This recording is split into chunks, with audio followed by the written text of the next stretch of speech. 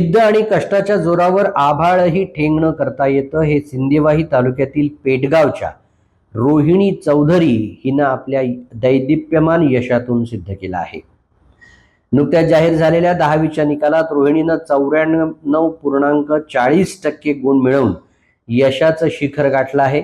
अत्यंत हलाखीच्या परिस्थितीत मिळवलेल्या या यशामुळे तिचं कौतुक होत आहे.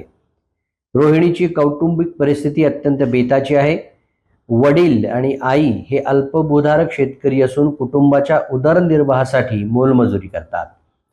तिचं 7वी पर्यंतचं शिक्षण जिल्हा परिषद शाळेत मराठी माध्यमातून पूर्ण झालं. तर पुढील प्रवासात तिला आर्थिक अडचणीचा डोंगर पुढे होता, मात्र तिनं हार मानली नाही. रोहिणीची चिकाटी आणि हुशारी ओळखून कल्पतरू परिवाराचे धनंजय बनसोड यांनी तिला शिक्षणासाठी दत्तक घेतलं.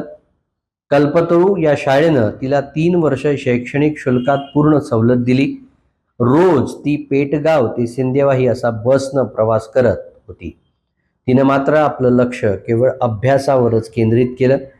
तिच्या यशाबद्दल बोलताना धनंजय बनसोड यांनी ग्रामीण भागातील मुलींना योग्य संधी मिळाली तर त्या नक्कीच चमत्कार करू शकतील असं सांगितलं.